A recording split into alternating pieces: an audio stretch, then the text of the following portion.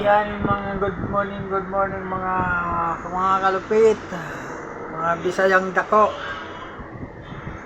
Shout out sa mga Bisaya o sa mga Tagalog, mga ekspertong Tagalog o nagtatawag Tagaw. Hindi ako makaano ngayon kasi ang sahod ako is bawas tayo na 573. Tinatanong ko sa let's time, late ka ba sa pasok o ano bang ibig sabihin ng let's time mga kalupit? Let's time na nakalagay sa payroll ko, may bawas tayo na 573. Isang araw na rin, mahalaga na rin yung pambili ng ulam. Sa palagay nyo mga kalupit, saan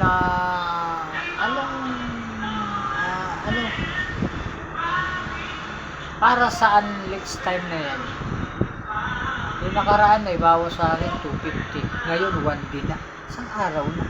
Ibig sabihin, patagal ako, 6 na buwan na tayo dito, is may bayad na. Hindi ko maintindihan dahil wala pa naman paliwanag sa akin pangunan ng boss ko. Malalaman ko yan kasi nagtanong na rin ako.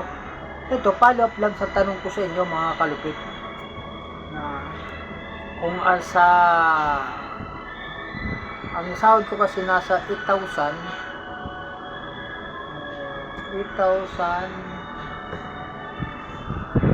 Nagtaka ako pagdating sa nag 7,000, may bawas tayo na okay lang yung 1,000 kasi may kuha tayo ng cash advance 1,000. 8,771 ang sahod natin. May nakaltas na 1,000, dapat 7,700 natitira. Kaya natakatara ano na lang 7,071, nawawala yung 573. Yun ang katanungan ko mga kalupit, kung saan yun na let's time.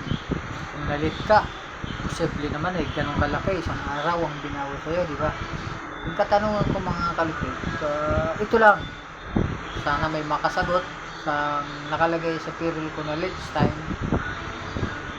bawas 573.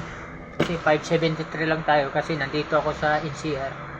Ayun lang mga kalupit, kasi hindi pa tayo regular, mga 6 months pa lang tayo.